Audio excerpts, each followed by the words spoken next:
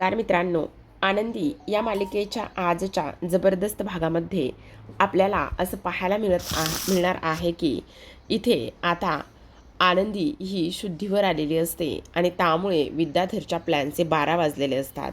एवढंच नाही तर आनंदाच्या भरामध्ये इथे धनश्रीने ह्या विद्याधरचा फोन स्विच ऑफ केल्यामुळे तो बिथरलेला आहे आणि त्यामुळे त्याने धनश्रीचं थोबाडसुद्धा फोडलेलं आहे. हेच आपल्याला याच्या भागात पाहायचं आहे. त्यामुळे हा व्हिडिओ फार इंटरेस्टिंग असणार आहे. शेवटपर्यंत नक्कीच पहा. तर आता प्रेक्षकांनो, इथे मालिकेच्या सुरुवातीला आपण पाहतो आज नागपंचमीची पूजा असते. त्या कारणाने घरामध्ये गुरुजी आलेले असतात. जेव्हा गुरुजी येतात त्यावेळेला मात्र इकडे शिल्पा जाते आणि त्यांना नमस्कार करत असते. मग शिल्पाने नमस्कार केल्यानंतर इथे युगंधरसुद्धा जातो आणि युगंधरसुद्धा आता गुरुजींना नमस्कार करत असतो. गुरुजी सर्वांना आशीर्वाद देतात. दुसरीकडे आपण पाहतो आता मिताली ही पृथ्वीला म्हणत असते, दादा तुला एक गोष्ट सांगू का? खरं सांगते, पूजा ना एवढी छान झालेली आहे ना, अगदी आपली आई जशी पूजा मांडते ना, अगदी तशीच पूजा मांडलेली आहे. आजचं वातावरण घरातलं खूप प्रसन्न झालेलं आहे. खरं सांगते, आज ना इथे त्या पूजामुळे कमीत कमी आईची एवढ्या दिवसाची आठवण जी आहे ना, ती आठवण आपल्याला येत आहे. आणि इथे बाबांनी ह्या सगळ्या गोष्टी केल्या आहेत. प्लीज तुम्ही दोघेही जण राग रुसवा सोडा ना आणि आईसाठी ह्या पूजाला चला, असं इकडे आता ती बोलत असते. तेव्हा मिताली हा प्रांजल म्हणत असतो मितालीला, हे बघ मिताली, इथे मला अजिबात त्या माणसाच्या बाजूला येऊन पूजाला बसायचं नाही आहे. तुला मी सांगितलेलं कळत नाही का? तेव्हा मात्र मिताली प्रांजलला ओरडते आणि म्हणत असते, काय लावलंयस तू हे सगळं? तू काही डोक्यावर पडलायस का? अरे त्या माणसाला माणूस माणूस काय म्हणतोयस? ते आपले बाबा आहेत ना, मग तू असं कसं काय वागू शकतोस तेच मला काही कळत नाही. त्यावर प्रांजल म्हणत असतो, ज्या दिवशी त्या माणसाने आनंदीचा हात हातामध्ये धरला ना आणि आपल्या आईची जागा ज्या दिवशी त्या माणसाने दिली ना त्या आनंदीला, तेव्हा मात्र इथे माझा तो बाप राहिला नाही, असं सुद्धा आता इकडे तो बोलत असतो. मग दुसऱ्या बाजूला विद्याधरला त्या माणसांचा मेसेज आलेला असतो की तुमचा माल जो आहे तो डिलिव्हर झालेला आहे. त्यामुळे विद्याधर आता इथे फोन बेडवर फेकतो आणि आनंदानेच नाचायला लागलेला असतो. तो म्हणत असतो, आनंदी आनंदगडे जिकडे तिकडे चोहीकडे, आज मी फार खुश आहे. तेव्हा धनश्रीच्या हाताला धरतो, तिला गोलगोल गोलगोल फिरवत असतो. तेव्हा धनश्री म्हणत असते, अहो काय करायला, सापडेल मी पडेल.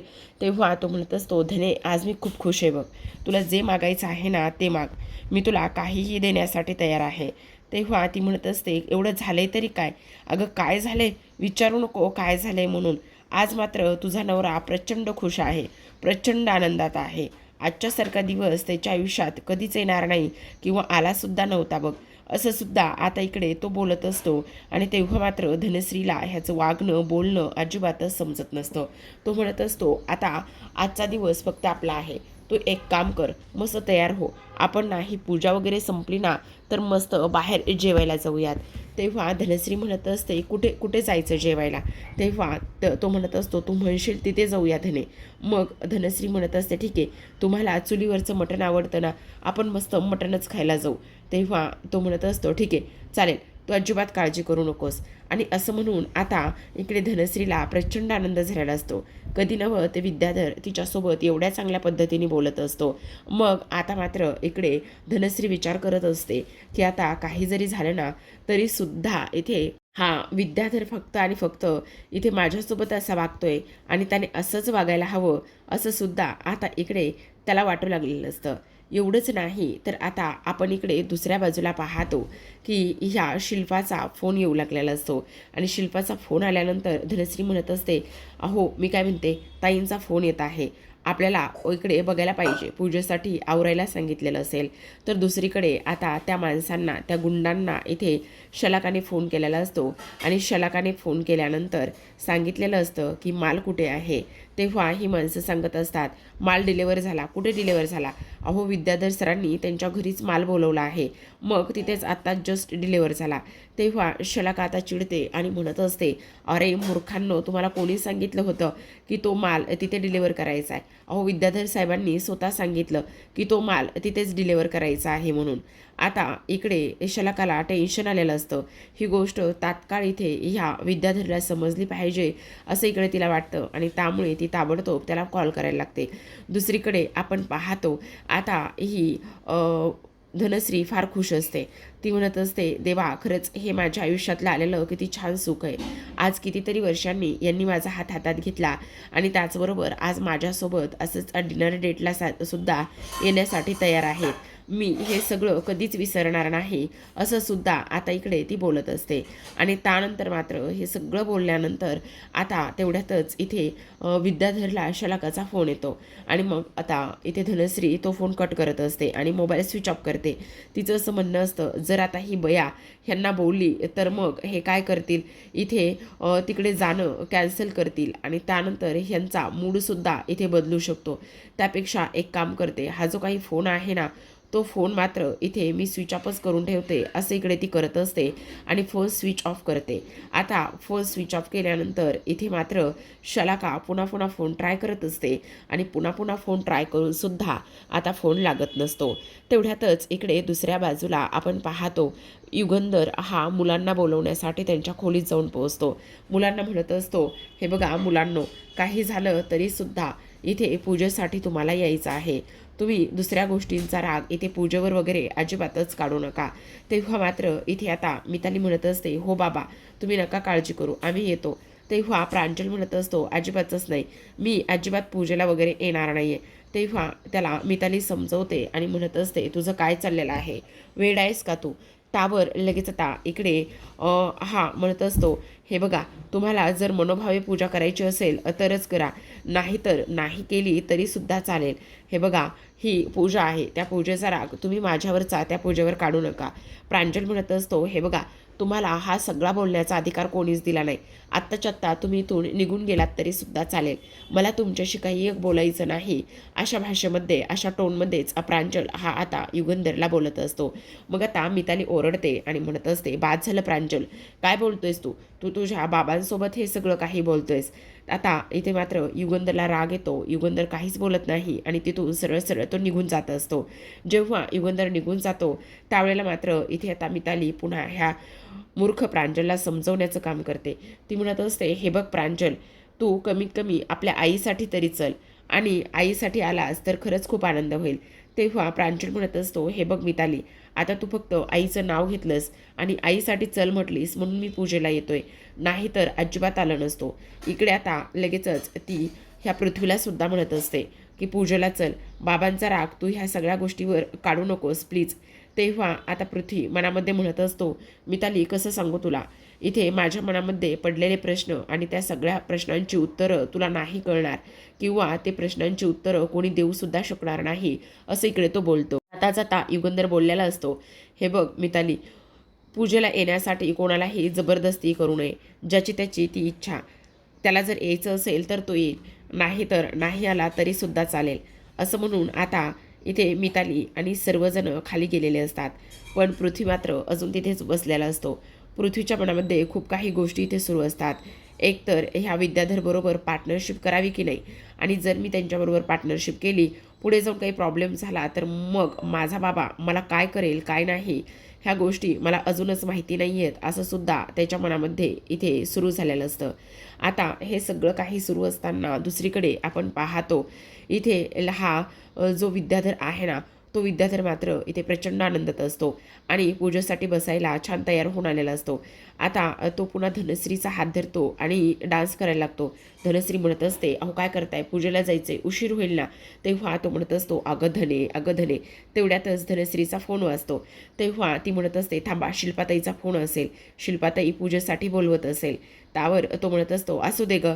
पण मग आता लगेचच ती फोन हातामध्ये घेते तर शलाकाचा फोन तिच्या फोनवर आलेला असतो. मग तो फोन ताबडतोब उचलतो आणि लगेचच म्हणत असतो, काय गं शलाका, आज येथे धनीच्या फोनवर का बरं फोन केलास. तेव्हा आता ती म्हणत असते, ए मूर्ख माणसा, अक्कल शून्य माणसा, तुला काही अक्कल आहे का. अरे तू ती पेटी जी आहे ना ती घरी का बोलावलीस, डोक्यावर पडला आहेस का तू. काय घरी कोणी सांगितलं. अरे ती पेटी घरी आलेली आहे आणि आत्ताच त्या माणसांशी माझं बोलणं झालं. ती पेटी इथे घरी ड्रॉप झालेली आहे आणि तू तुझा फोन का स्विच ऑफ करून ठेवलेला आहेस? आता मात्र विद्याधरचा पारा चढतो. एकतर ती पेटी घरी आली, पेटी घरी आली तर आली, त्यानंतर त्याचा फोन बंद. ह्या सगळ्या गोष्टीमुळे त्याला आता काय करावं आणि काय नाही ह्या सगळ्या गोष्टी अजिबातच समजत नसतात. मग आता तो म्हणत असतो, थांब थांब मी बघतो, असं म्हणून आता तो स्वतःचा फोन हातामध्ये घेतो आणि पाहतो तर काय, फोन मात्र स्विच ऑफ झालेला असतो. आता त्याला अजूनच टेन्शन येऊ लागलेलं असतं. आता फोन कसं काय स्विच ऑफ झाला असं इकडे तो बोलत असतो. तेव्हा मात्र आता शलाका म्हणत असते, जा पटकन, ती पेटी तुझ्या घरी आलेली आहे. जर ती पेटी कोणी उघडून पाहिली तर खूप मोठा प्रॉब्लेम होईल. असं म्हटल्याबरोबर आता तो फोन ठेवतो. फोन ठेवून ताबडतोब आता खाली जाणार असतो आणि त्या पेटीबद्दल सगळी काही माहिती काढून घेणार असतो. पण त्याही आधी त्याला आता इकडे धनश्रीला सरळ करायचं असतं. कारण धनश्रीने आता खूप जास्त माती खाल्लेली असते. धनश्री प्रचंड घाबरलेली असते. तो फोन कसाबसा ठेवतो आणि त्यानंतर धनीला म्हणत असतो, काय गं धने, मला एक गोष्ट सांग, आपल्याला कोणत्या हॉटेलात जायचंय? मटण खायचंय तुला? मटण रस्सा खायचा तुला? बोल ना, काय काय खायचंय काय तुला? तेव्हा धनश्री म्हणत असते, हो म्हणजे तुम्ही म्हणाल त्या हॉटेलामध्ये आपण जाऊ, मला काहीच प्रॉब्लेम नाही आहे, असं ती मुद्दामून म्हणत असते. त्यावेळेला मात्र तो म्हणत असतो, हो का, तुला मटण खायची खूप इच्छा आहे ना, मग आज मात्र इथे मटणच खाऊया. पण धने मला एक गोष्ट सांग, माझा मोबाईल स्विच ऑफ कसा झाला गं? खरं खरंच सांग धने. आता धनश्री बिचारी घाबरलेली लगेचच म्हणत असते, त्याचं काय ना, मीच तुमचा मोबाईल स्विच ऑफ केला. काय, तू माझा मोबाईल स्विच ऑफ केलास? तुझी एवढी हिंमत वाढलेली आहे की तू माझा मोबाईल हातामध्ये घेतलास आणि तो मोबाईल तू इथे स्विच ऑफ केलास? का केलंस धने असं? का केलंस तू? माझा मोबाईल स्विच ऑफ का केलास? असं म्हटल्याबरोबर आता मात्र धनश्री म्हणत असते, अहो त्या शलाकाचा फोन आल्यावर तुमचा मूड वगैरे खराब व्हायला नको ना, म्हणून खरं तर मी इथे तो मोबाईल स्विच ऑफ केला. असं म्हटल्याबरोबर आता मात्र इकडे लगेचच ह्याचा पारा चढलेला असतो. तो धनश्रीच्या कानाखाली वाजवतो आणि म्हणत असतो, तुझी हे सगळं काही करण्याची हिंमत कशी झाली? का असं वागलेली आहेस तू? बोल. आत्ता जर मला त्या शलाकाचा फोन आला नसता तर काय झालं असतं? ह्या सगळ्या गोष्टी समजल्या असत्या का? धने, धने तुझी हिंमत कशी झाली हे समज काही करण्याची? तू समजतेस कोण स्वतःला? बोल. असं म्हणून आता लगेचच इकडे तो तिला प्रचंड मारत असतो. एवढी कानाखाली जोरात मारतो, मोबाईल आपटापट करत असतो आणि त्यानंतर धनश्री मात्र आता इकडे लगेचच खाली जमिनीवर पडलेली असते. जेव्हा धनश्री खाली जमिनीवर पडते त्यावेळेला मात्र इकडे आता तो विचार करत असतो की हिला तर चांगल्या गोष्टी इथे जमतच नाही आहेत, पण हिला मात्र आता काही झालं तरीसुद्धा अक्कल शिकवायलाच पाहिजे, असा सुद्धा आता इकडे तो विचार करत असतो. तर आता प्रेक्षकांनो, इकडे दुसऱ्या बाजूला आपण पाहतो आनंदी आता हळूहळू शुद्धीवर येऊ लागलेली असते. आता गुरुजी म्हणत असतात, चला सर्व मुलं आलेली आहेत का? आणि त्याच वेळेला आता इकडे तो बोलत असतो की युगंधर साहेब, तुमची बायको म्हणजेच आनंदी कुठे आहे? तिलासुद्धा ह्या पूजेला बोलवा. मग तेव्हा कोणीच बोलत नाही. तर माई आणि बापूसुद्धा हॉलमध्ये आलेले असतात. गुरुजी तिथे असलेल्या त्या संदुकाला, त्या पेटीला पाहतात आणि तेव्हा गुरुजी म्हणत असतात, आता पूजेला सुरुवात करायची आहे. तर इथे ही जी काही पेटी आहे ती पेटी इथे का ठेवली? तुम्ही ती पेटी दुसरीकडे हलवता का? असं म्हटल्याबरोबर आता लगेचच इकडे माई आणि बापू हे दोघेही जण आता लगेचच तो संदूक, ती पेटी हलवायला तिथून सुरुवात करत असतात.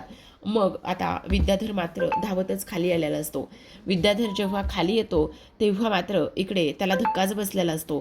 तो इथे विचार करत असतो की हे सगळं काही काय आहे, आणि त्याहूनही सगळ्यात महत्त्वाची गोष्ट म्हणजे इथे इथे हे सगळं सगळं कोण करत आहे.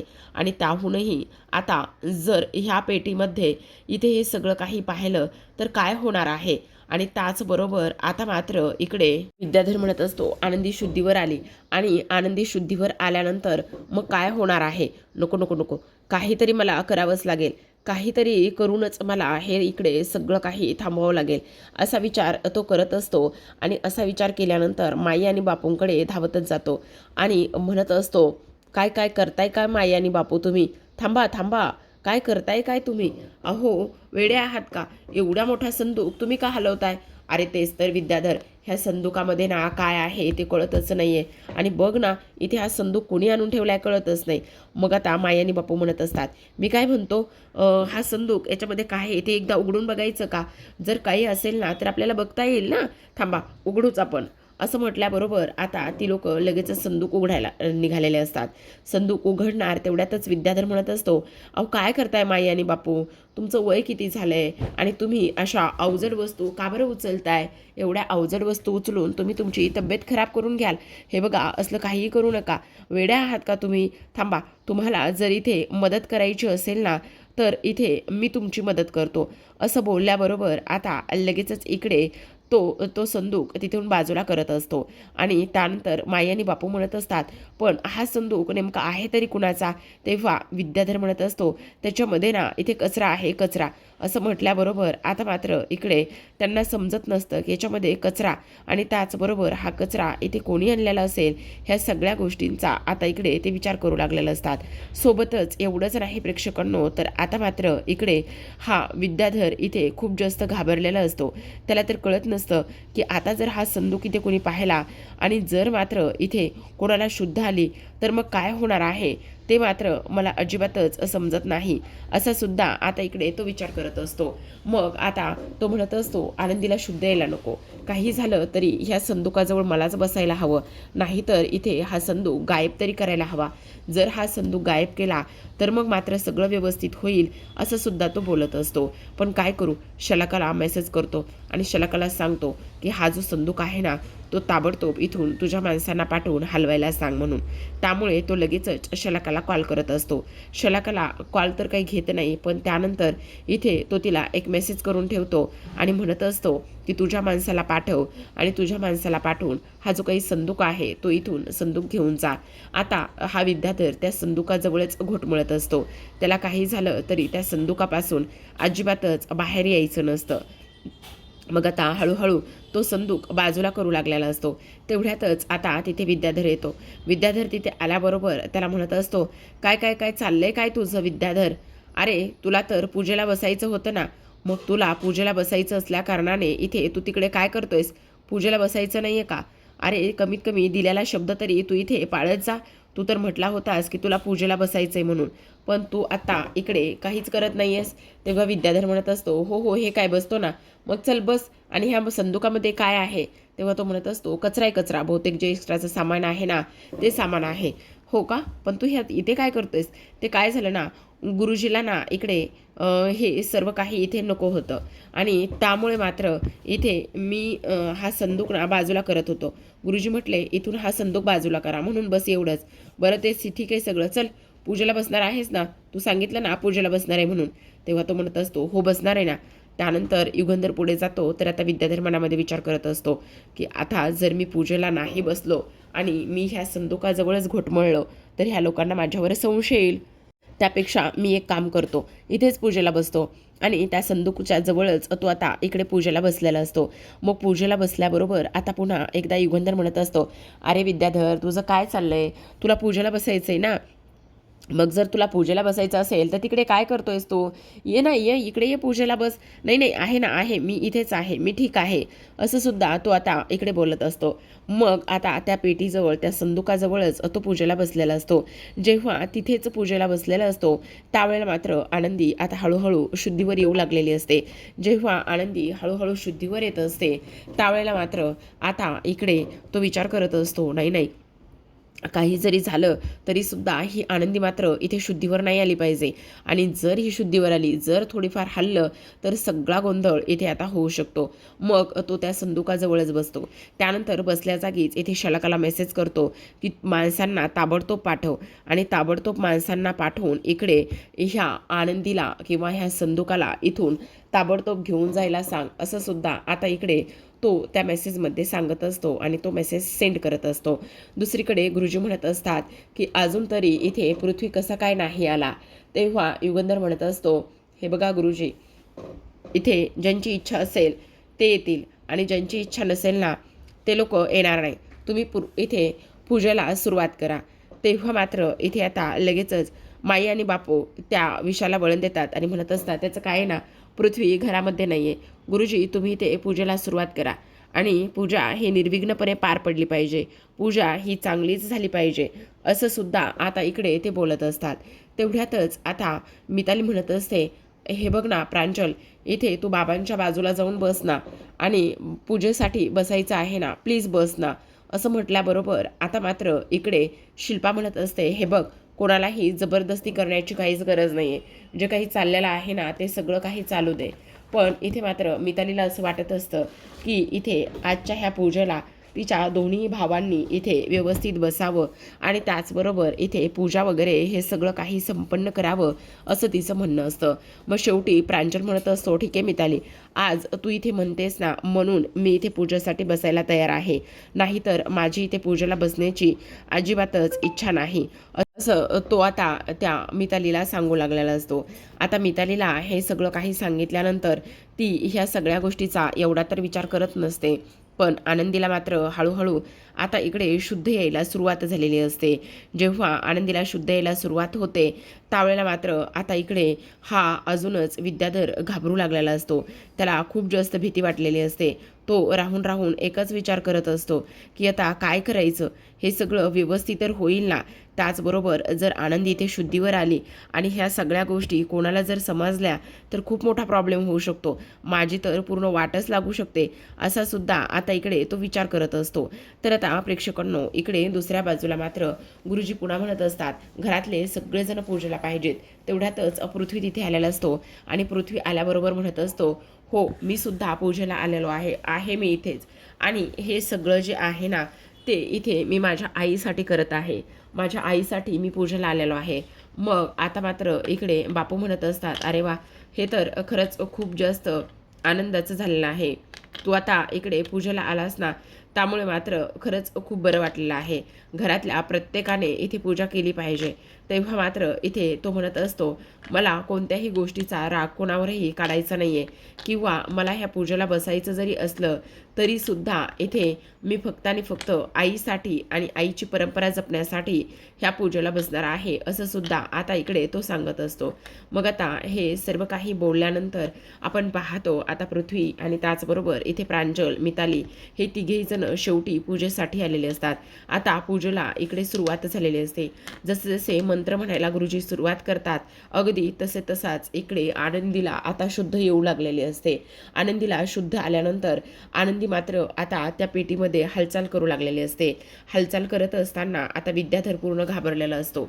विद्याधरला आता इकडे वाटत असतं आता काय करायचं समजत नाही. जर ही आनंदी शुद्धीवर आली आणि आनंदी शुद्धीवर आल्यानंतर इथे तिने जर डोळे उघडले आणि त्याचबरोबर इथे हे सगळं काही अशा पद्धतीने झालं तर मग काय करायचं, माझी तर पूर्ण वाटच लागणार आहे, असं सुद्धा आता इकडे तो बोलू लागलेला असतो. तर आता इकडे मात्र प्रेक्षकांनो ही पूजा व्यवस्थित पद्धतीने संपन्न होऊ लागलेली असते आणि नेमकं त्याच वेळेला आता आनंदीला शुद्ध आलेली असते. आनंदीच्या गोष्ट लक्षात येते की इकडे मी कुठे आहे, तर मी फक्त आणि फक्त इथे ह्या आपल्याच स्वतःच्याच घरी आहे, ही गोष्ट मात्र तिच्या पूर्णतः लक्षात आलेली असते. आणि ही गोष्ट लक्षात आल्याबरोबर आता तिला काय करावं आणि काय नाही ह्या गोष्टी आता समजू लागलेल्या नसतात. पण विद्याधर मात्र पूर्णतः घाबरलेला असतो. एवढा घाबरतो की काही विचारूच नका. त्याला असं वाटत असतं आता मात्र इकडे जर ह्या सगळ्या गोष्टी समोर आल्या तर प्रचंड वाईट होणार आहे, प्रचंड इथे सगळं आता माझ्या मनाच्या विरोधात होणार आहे, असं सुद्धा आता इकडे तो बोलू लागलेला असतो. तर आता प्रेक्षकांनो आजच्या भागात एवढंच. उद्याचा भाग पाहायचा असेल तर नक्की चॅनलला सबस्क्राईब करा. सोबतच प्रेक्षकांनो आज 3 ते 4 दिवस झालं सलग हाच प्रोमो कंटिन्यू आहे. आजसुद्धा तोच प्रोमो आहे. साप दाखवलाय तेव्हा विद्याधर तिथे पुढे जातोय, साप जो आहे तो विद्याधरच्या अंगावर जातोय, तेव्हा युगंधर पुढे येतोय, युगंधर ओम नमः शिवाय म्हणतोय आणि त्यानंतर मात्र तो साप निघून जातोय. एवढंच नाही तर हे सगळं काही झाल्यानंतर आता मात्र इकडे ह्या माई म्हणत असतात हा कसला तरी दैवी संकेत आहे, असं म्हटल्याबरोबर आता दैवी संकेत आहे असं बोलल्याबरोबर इथे हा युगंधर ती पेटी उघडण्यासाठी पुढे जातोय. एवढं सगळा काही ड्रामा आणि एवढं सगळं काही घडत आहे. पण आता मात्र बहुतेक उद्या नक्कीच हा प्रमोचा एंड होईल, शेवट होईल, कारण आनंदी आता त्या इथे संदुकामध्ये बंद आहे आणि आनंदी नक्कीच बाहेर येऊ शकते, कारण उद्याच हे होऊ शकतं. आणि युगंधर समोर आनंदी आल्यानंतर नेमकं कसं आणि काय घडते हे पाहणं फार इंटरेस्टिंग आणि कमालीचं असणार आहे. तर पाहत राहा आनंदी. भेटूया उद्याच्या भागामध्ये. तोपर्यंत धन्यवाद.